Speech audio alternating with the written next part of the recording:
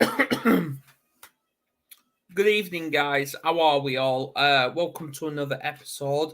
We are here. It's almost March, which I think is absolutely fantastic. And tonight we're going to be discussing something important. Now, we all listen to music, but does music actually help us with our mental health? Now, I am very, very privileged to be joined by an amazing person. She's called Samantha Foote. I probably got her surname completely wrong. I have not got a clue, but please do share this and please subscribe if you haven't already, and we'll see you very soon.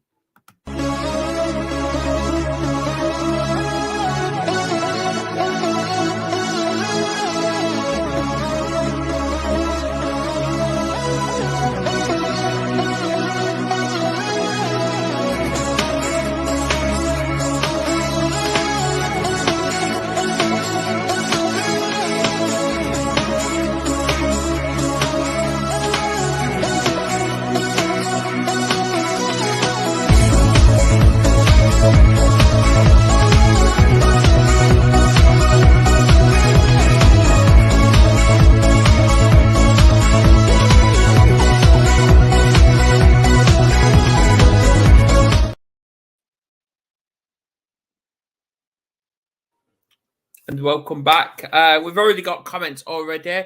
It's Facebook user. I'm unsure who you are, so please do identify yourself. It's just because we're using StreamYard, that's all. Welcome, Samantha. How are you? So good. I'm happy to be here.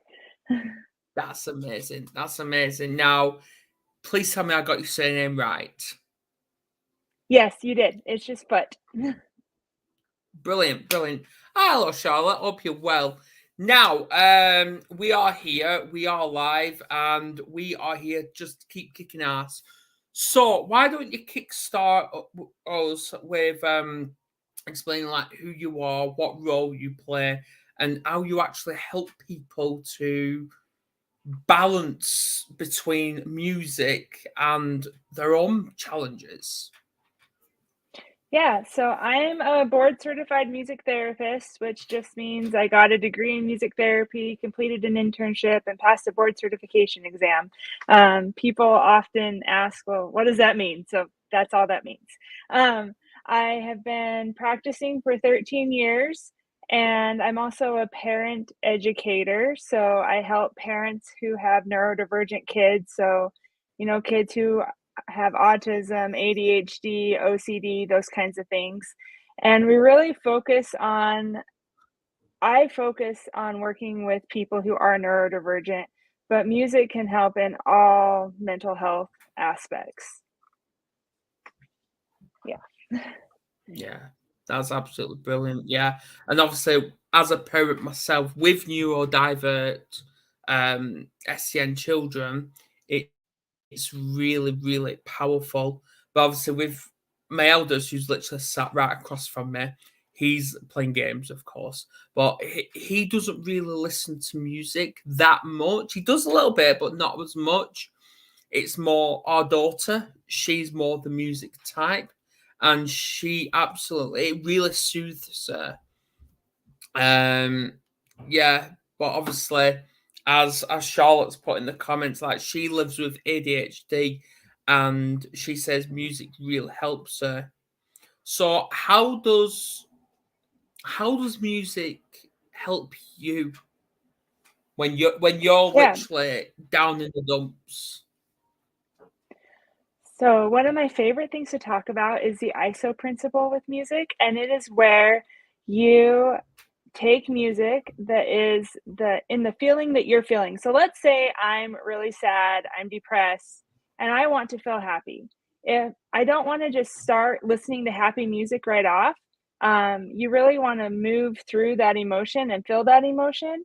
And so your body will actually react better if you start off listening to sad music and then you slowly move towards happy music. And I do this with piano or guitar. I'll start playing songs, and I have played the piano since I was 4 years old. Wow. when I played the piano as a kid or when I lived at home, my mom knew exactly how I was feeling based on how I played the piano because I could take the same exact song and I would play it either really happy or angry or sad depending on how my day went. And so she would be able to come in the room. She's like, "Okay, what happened at school today that is making you so upset? Or what happened at school that was really awesome that's making you so happy?" But I noticed that as I played, if I started out sad, I could play in a sad way, like play the song in a sad way. And then I would slowly just start changing it and my mood would improve as I played.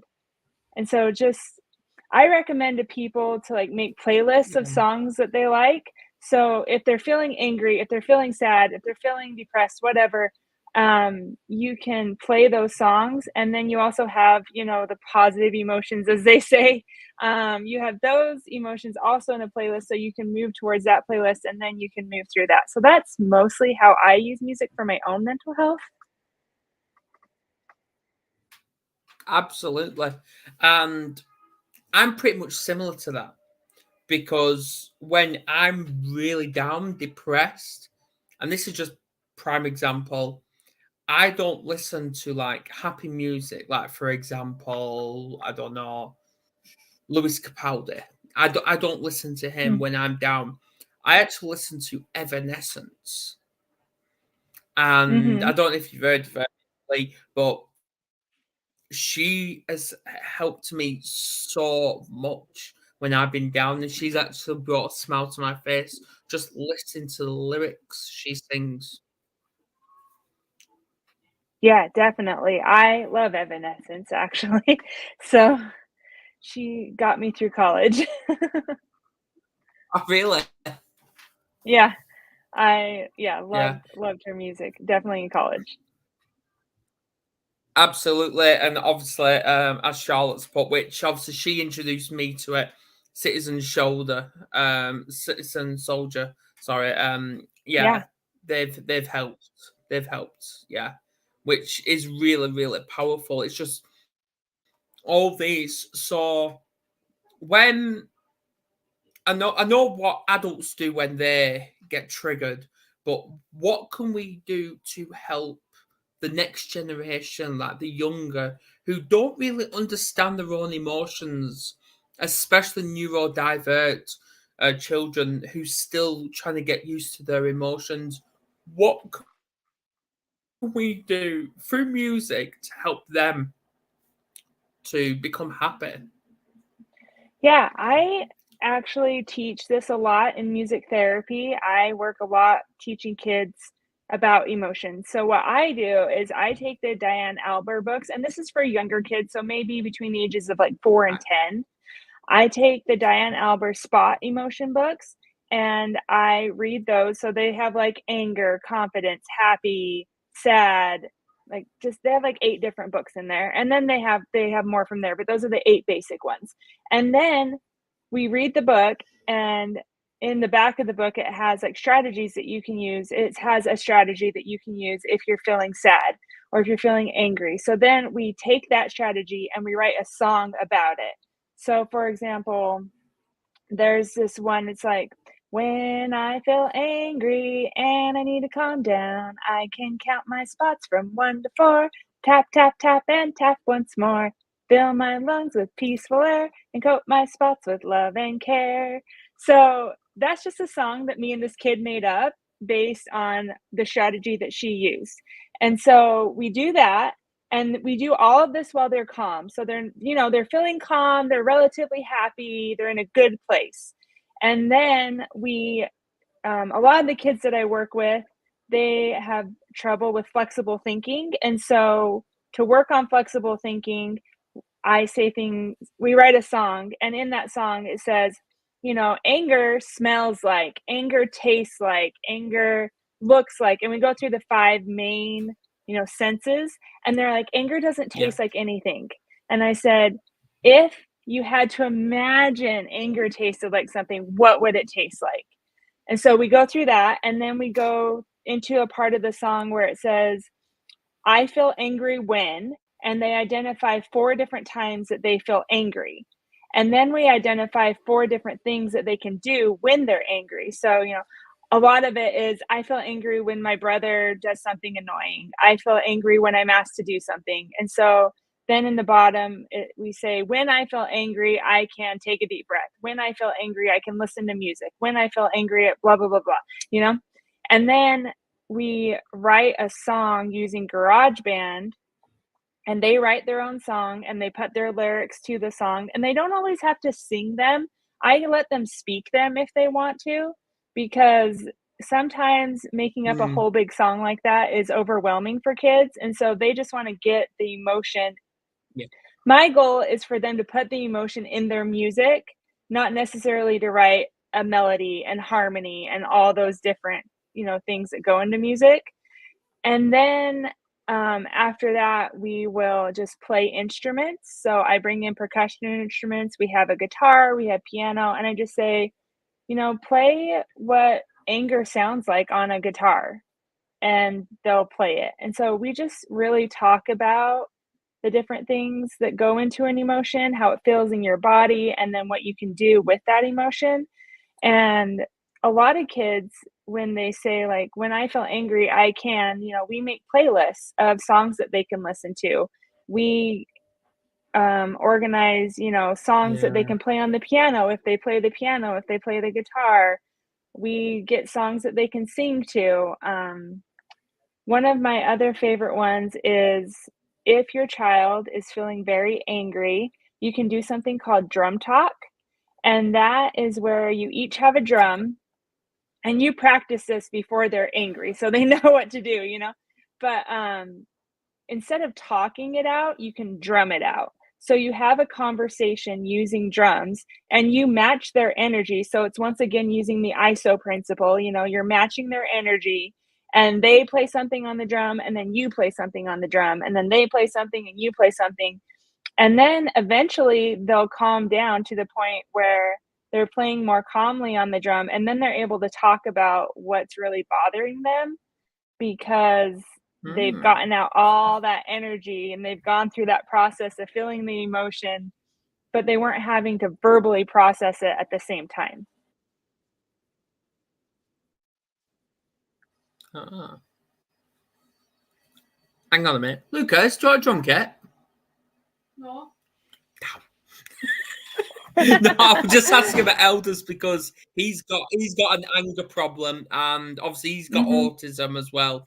But I'm starting to believe he's got PDA, Yeah, which is pathological defined avoidance. demand avoidance. But Yeah. yeah, but obviously it's getting them to talk, but it's just one of them. So obviously he doesn't like talking emotions. He don't like it. So obviously we're just trying to compromise in a way, Yeah. but Yeah. it's Yeah. slowly getting there. Slowly. Comments. If you've Yeah. got any questions, please do throw us. Yeah. So when you was going through the challenges, what mindset did you have? And this was before you, because obviously you got into music from the age of what, 4 years old? Yeah. So what mindset when you was going through these struggles? Because you probably Um, wouldn't have turned yeah. to music straight away, would you? Well, music has always just kind of been there in my life. Um, like, my grandpa was a musician, he was in a band, and I always played music with him. So music really has, like, I've always turned to music when I'm feeling down or depressed, because that's just my go-to, like, that's what I'm good Yeah. at. And so it was,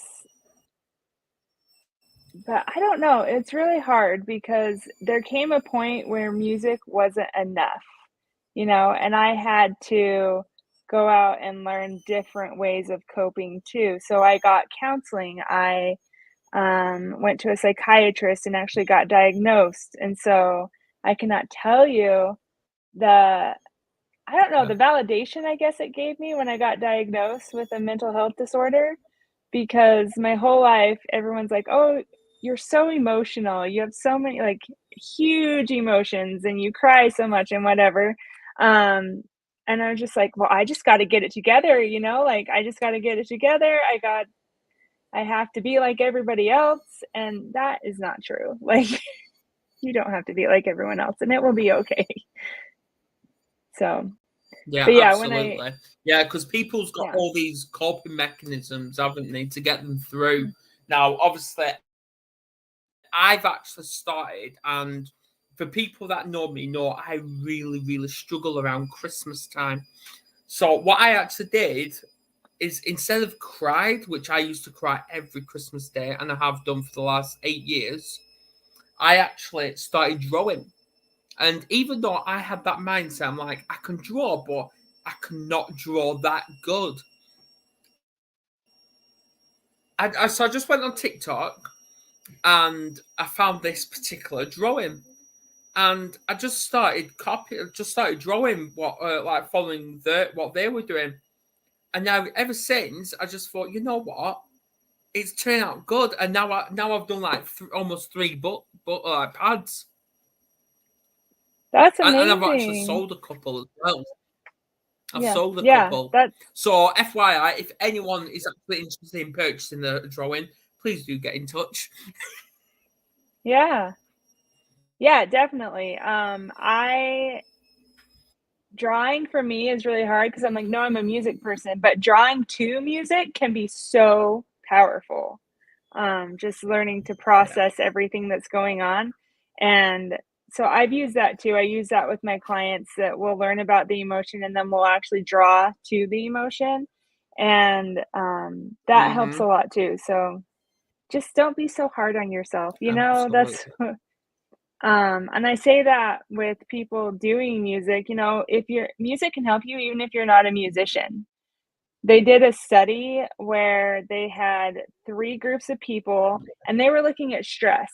And you know, the stress indicators on a DNA level. And they had 3 people that did a stress inducing activity. So it was doing a puzzle that had no solution to it. None of the pieces would fit together. And they did that for an hour. And then they had people doing like traditional Right. de-stress things like lay down, read a book, you know, stuff like that. And then they had non-musicians make music for an hour. And then they Yeah. had the third set of people just stayed in the stressful situation. The first group of people that just did the traditional, you know, relaxation things, they had 6 of their stress markers reversed, which is good. And then the people who did the music had Mm-hmm. 18 of their stress markers reversed. And these people were not musicians. So it just goes to show that even Wow. if you're not a musician, you can still make music and you can get the benefits from it. Absolutely. And as well, music is actually art as well. It's being Yeah. creative and it's using you're expressing how you feel, because in most cases, even with me as well, when I struggle, I get told like how am I and what's going on, and or even most of the time I can't get the words out, even though I want to and I know what to say. It's just there's that barrier that stops those words coming out, or it's the way you actually come across. It's you don't know how to say it. So there's other mechanisms, like for example, drawing, singing, playing an instrument. That can actually is a type of therapy that can actually help you to express to people, all right, this is how I'm feeling. Yeah. Or for me, it was more I could express how I was feeling, but then while I was doing the music, I could organize my thoughts in a way that I could express verbally after I was done doing the music. I could then express verbally and tell people what I was feeling too. So it kind of goes both ways. Absolutely. Yeah, absolutely. Yeah, and that's just as it is. So Can't you tell we're not scripted here, guys? I'm just trying to think of questions here. Like, if you've got any questions, you're more than welcome to ask, or anyone in the comments. Anyone, you're more than welcome to. Yeah. I'm just trying to think. Like,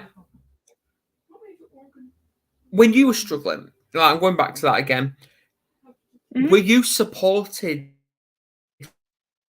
like, even through your music, or was you getting stereotypes coming to you saying stop?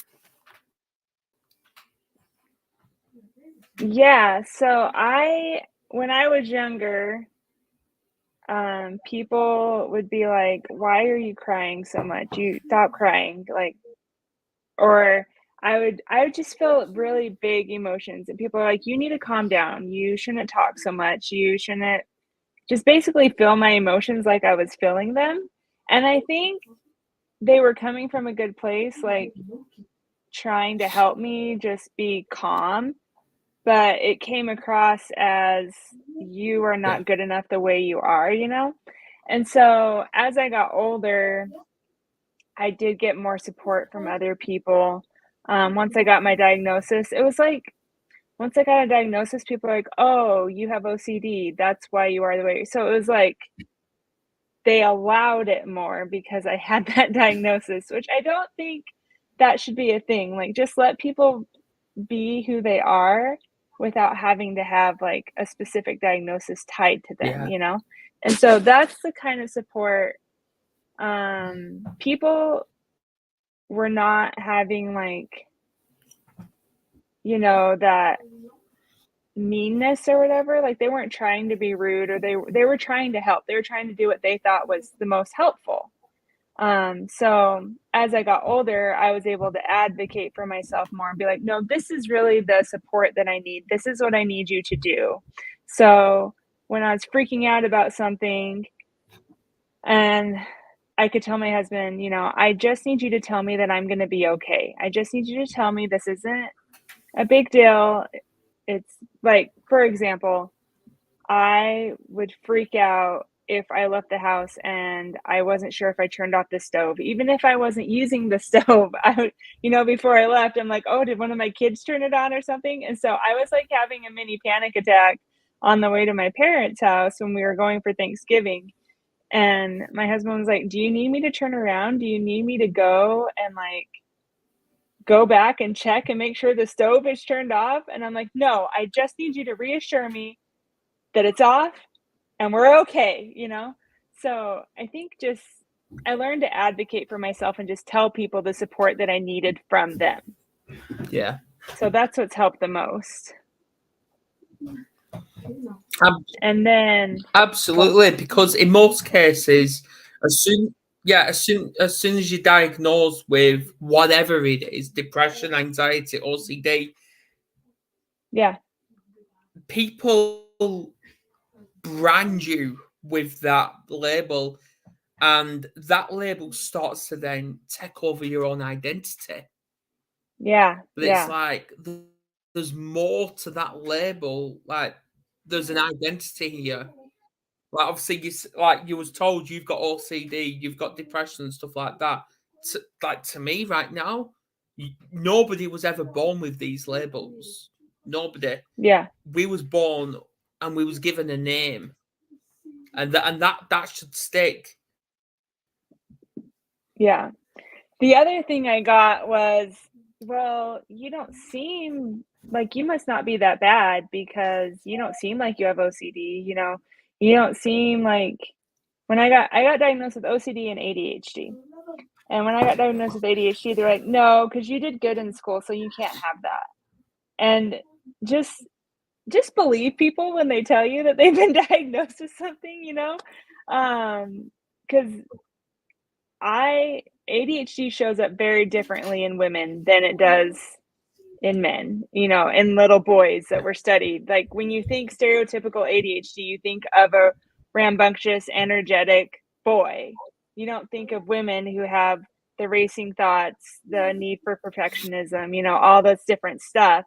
And so I think it's very rude when people are like, "No, you don't have it that bad, so you're fine."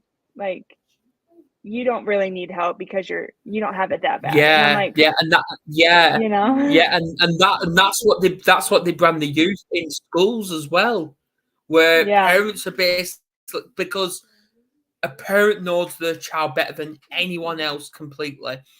But the system seem to believe, well, hang on a minute, if you're telling us what they're like that, we're seeing a different child within the school, so you must be lying, yeah, because school yeah, systems seem to believe the young is fine and there's nothing wrong with them. Like they've done with our daughter, they branded her just a typical child, and yeah, she had a little bit of anxiety, but there was nothing wrong with her. Turned out they was wrong. yeah. I definitely see that Yeah. happening And like where obviously we've just got a comment now from Christopher Stockwell. Yeah, I don't know if there's a bit of technical glitch on my side here. I'm unsure.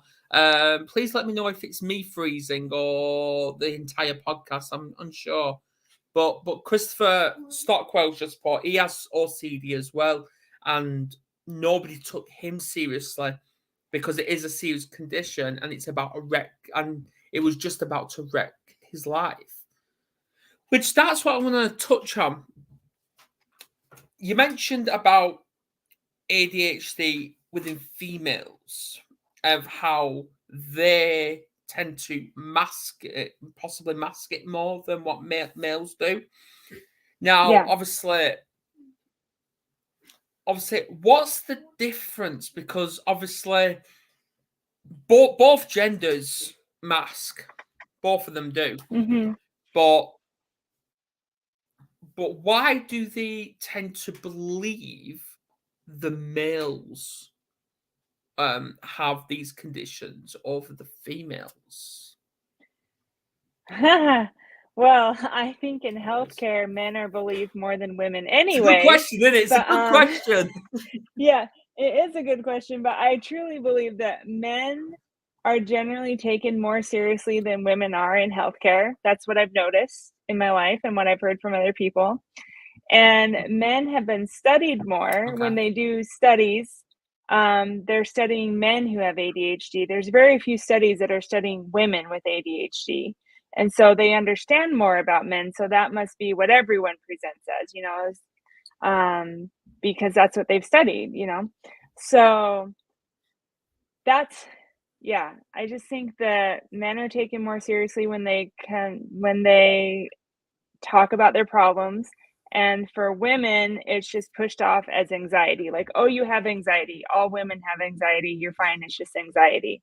I was told I had anxiety Yeah. for 30 years. I had like debilitating anxiety, and it wasn't until I worked for 10 years to get an ADHD diagnosis. I said, "I think there's something else going on. Right. I need help. I think I have ADHD." And they're like, "No, you don't have ADHD. You did really well in school. You are functioning, like you're an entrepreneur. You're doing really well in business." And because I looked like I had my life together, a psychiatrist was like, "Well, you only need a diagnosis if you want medication. So you don't need medication, so we're not going to diagnose you." Turns out I Wow. finally I finally Wow. found someone who was able to diagnose me, and I got medication, and it was life-changing. Wow. So, Did you go private? yeah. Yeah. Yeah, I Yeah. actually had to Right. pay Because out of pocket yeah. for it. Yeah.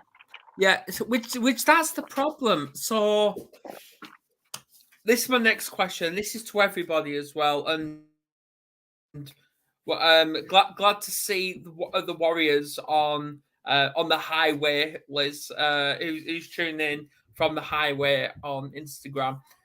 So I have to ask, and this is to everybody, not just to Samantha. Do you think? And I'm going to be very biased here. do you think the system has a problem with neurodiverse children?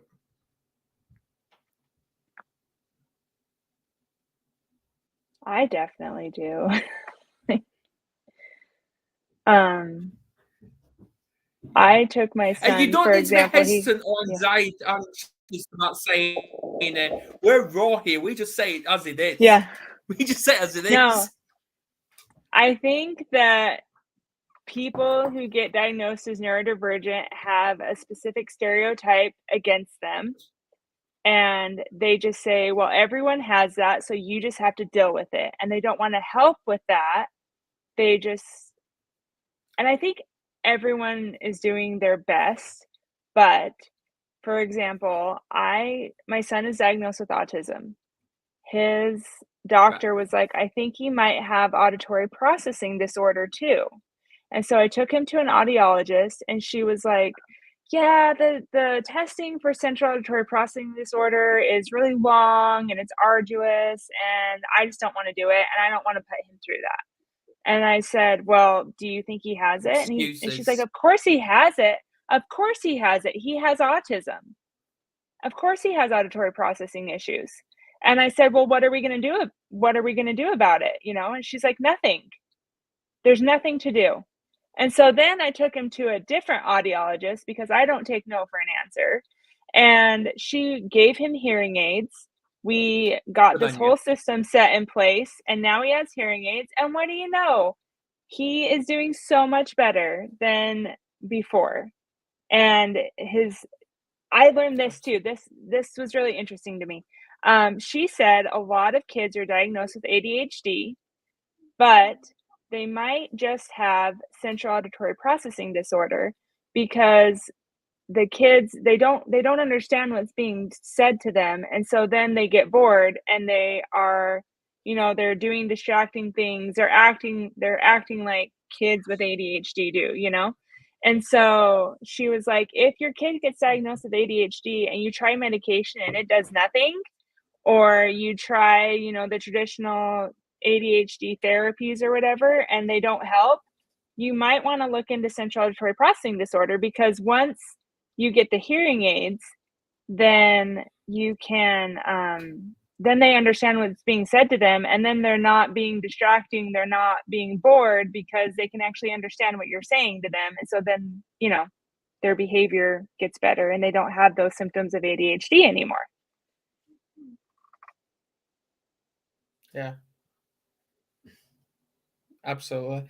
Yeah, we got a comment from Chris as well, which I highly recommend, Liz, you having Chris and even Samantha on your show surrounding this. He's got an autistic teenager. They've been dealing with the Seattle public schools since kindergarten.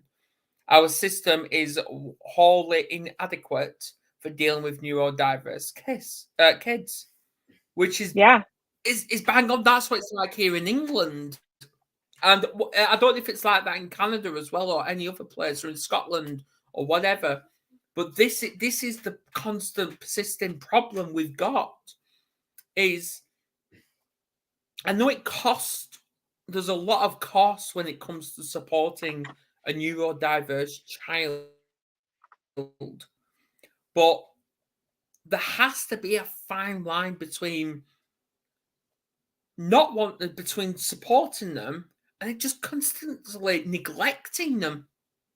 There has to be a fine line. So this is why there has to be a way, a method of approach, because the government, wherever we are, they don't care.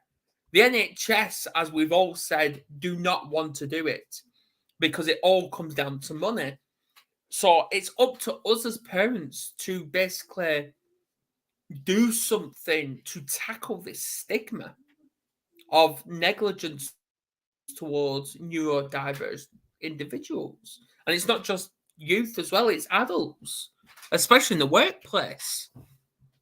And why I say that is because obviously, like I mentioned last week on the show, I know we're going off topic here, but it links to all of this, where people in wheelchairs can get a job as just like that, and the workplace changes the whole workplace for them, make reasonable adjustments, but they won't do it to someone that has got autism. Yeah. So this all brings a question: what the hell's going on in this world? Yeah, and the I think I'm just going off accommodations on a that, rant like there. no, no. No, I agree with you, though, like, the accommodations for neurodivergent people are not that hard to make, you know?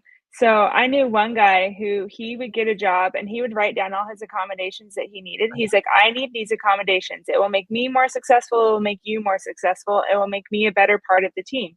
And they were not unreasonable things. You know, it was like, "Make an appointment, don't show up at my door unannounced," you know, stuff like that. So, yeah, I agree with you. Yeah, absolutely, Samantha. Absolutely. While we're stuck on this topic a little bit, Ash, I know I'm live right now on a podcast, but would you like to come on camera on Instagram and have this conversation, because we're actually discussing neurodiversity? Would you like to come on? Just please put in the comments and let us know, because this actually applies to you as well, which I think is very, very inspiring. But it's good that we've got all different kinds of people here. Like, we've got Christopher Stockwell, who's into law. Like, he's down there. Like, obviously, I know I've just had a Zoom with him, which was absolutely phenomenal. Now we've got Ash. Yeah, so it's all happening. So yeah. So wow. Um, uh, it's just one of them. All right, okay. No, we were just discussing how in the workplace and in schools they make reasonable adjustments for people that are in wheelchairs, because I know you are, but they won't do it for people that have autism or ADHD, if that makes sense. But anyway, back to music and mental health, because I know mental health is huge at the minute. So it's just all about just what do we do to bring this together and say that, because I know people have that anxiety where people want them to, like, for example, in schools as well, where they try and get the young to sing in public. But it's like singing on Yeah. stage, but they don't take into consideration that they may have stage fright or anxiety, but they still force them to do it. Yeah, they should definitely just respect it if someone doesn't want to come up, you know, if someone doesn't wanna participate, that's fine. My son was like he takes piano lessons. He's like, "I don't want to take piano lessons anymore." I'm like, "Why?" And he's like, "I don't like the recitals. I don't like being in front of all those people." I was like, "Then don't do the recitals. It's fine. Like, if you just wanna learn the piano just to learn the piano, you don't have to perform in front of anyone. It's totally fine." So, he's not doing recitals anymore, and that's okay. Yeah, and that was the same for my daughter as well. Where I used to take her to singing lessons, literally just down the road from where we are, and she was loving it. But then when she was told, because she was really improving on her singing, and they were talking about the long term plan with this, where they were going to get her to sing on stage in front of like the entire town.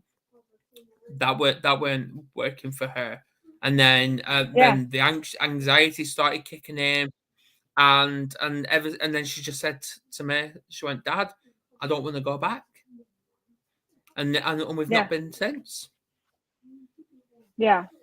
Which is unfortunate because, you know, doing music was probably a stress relief for her, but then you put in that performance piece, and that's when it's no longer fun, it's no longer relaxing, so just it bothers me in traditional music lessons that they force kids to play certain things. They force kids to do certain things because that's how it's done. Where if you want to Mhm. learn how to do something, I think that kids should definitely learn like the basics and learn the fundamentals of something. But let's say like when I was in college, I was going to be a music therapist. I was studying to be a music therapist and I had to take voice lessons. They made me take classical voice lessons to be a music therapist, like an opera singer, And I'm like, no, Wow. no, no. I need to learn how to sit at a piano or sit with a guitar and sing sitting down and how to sing with clients. I'm not performing for clients. I'm using music functionally with clients to help Yeah. them with their non-musical goals. So, like, if a kid wants to learn how to play the piano and they want to play not rap songs, and well, I guess they could play rap songs, but if they want to play like pop songs and they don't want to play your typical like classical music that you see in traditional piano lessons, then study other songs. You don't have to play the normal traditional piano music. So, and you Absolutely. don't have Yeah. to do recitals. No. No, you don't. And welcome Healing Minds Liverpool, Anna, I think it is. And that's exactly as it is. Like they always say, which I think the school system and other people, they seem to forget this, is you can encourage, but you can't force. But the system seem to force it onto people. And Yeah. I know there's a saying where it's always good to get out of your comfort zone. I get that. But there has to be a fine line between encouraging and then just peer pressuring. Yeah. I really, Yeah. really like drum circles for people who might be a little nervous to try music stuff.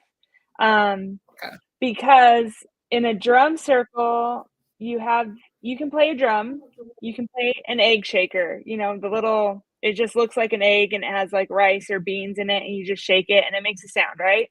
And so that's a very non-threatening instrument to start with, but when you participate in a drum circle, you can sing, you can dance, you can play a drum, you can play another percussion instrument, you can play an egg shaker, you can do whatever you want, just move to the music, and you get so many benefits from doing that, like your empathy increases, Yeah. your cortisol decreases, all of that. So I feel like that's a very non-threatening way to get involved in music because no one cares what you do. You don't Absolutely. have to stay on the beat. You don't have to do any of that. You just play whatever you feel like playing, and you get all those Yeah. benefits from doing music together. So, Okay. So,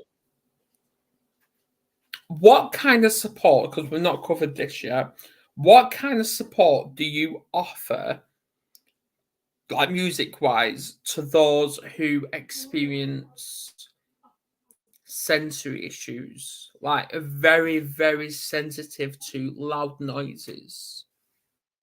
yeah, I've worked with people who want to increase their, I guess I can't think of the word, but be able to handle more sensory input.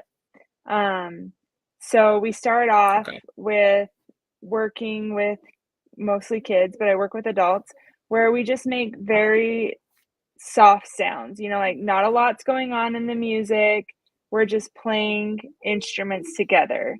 And then you might add more elements of music. You might make it louder. You might, you just go slowly through that. But definitely respect someone's, sensory differences. So, for example, when my kids were younger, they hated music. They did not like listening to it, and it killed my soul because I'm a music Right. therapist and my kids don't want to listen to music. But so but they liked it, but they wanted it very quiet, So when I sang, I would have to sing very quietly, and then now they love music, but they still can't handle it at loud volumes. So, for example, we went to Yeah. a school dance for my 7-year-old, and he walked in, he was like, "Nope, this is too loud and we need to go home." And so we came home and we had a sensory-friendly dance party where we turned on some lights. We didn't make it completely dark, like it was at the school, and we put the music to a normal level for him, and we called it a sensory-friendly dance party, and that's what we did. So just doing things like that, like you can still enjoy music even if you're not enjoying it in the typical fashion. So, oh, thank you. It says you have an amazing career, Samantha. Thank you. So another way to do that is they have sensory-friendly concerts where they do it Yeah. acoustically, where normally, you'd have really loud, you would have the lights turned off, you wouldn't be able to talk, like any of that. And I love these sensory-friendly concerts where you can go and you can actually interact with the musicians. They have the lights turned on, so it's not dark. You're free to talk, you're free to stim, you're free to do whatever you need to do to enjoy the concert. And I love that. Brilliant. Yeah. So, final question: where can people find you, and what self-care tips would you give feedback to those who may be home educating the neurodivergent or even non-neurodivergent children to get into music? Yeah.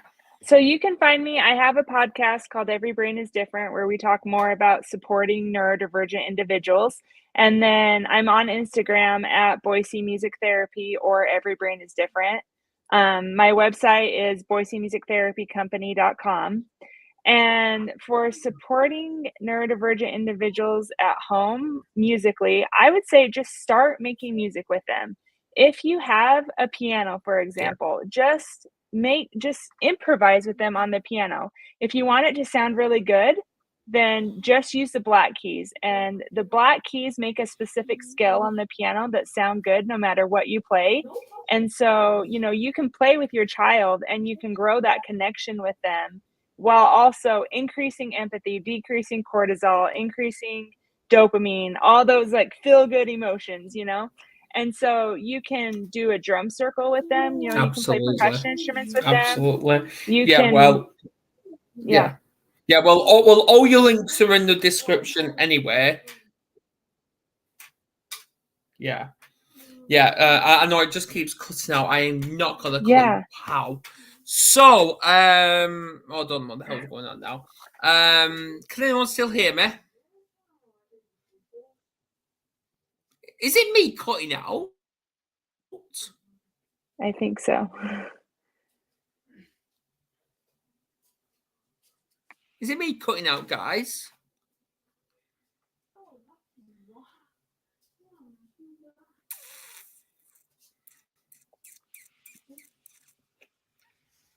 I don't know what the hell's going on. I don't know what's going on. I don't know. But anyway, guys, can you hear me, Samantha? Yeah. No, I'm good. So I don't know who was freezing there. I've not got a clue. Yeah, brilliant. It's probably just a signal. I don't know. It's probably because we've got a storm above us. Who knows? But anyway, all your description, all your links are in the description on here on Facebook and YouTube. They're not on Instagram for some reason. I ain't got the clue why. But thanks for coming on. You're an absolute legend. I hope you do come back at some point to discuss slight updates on what you're doing and if you wrote a book. And yes. Yeah, for sure. That'd be awesome. Absolutely. Yeah.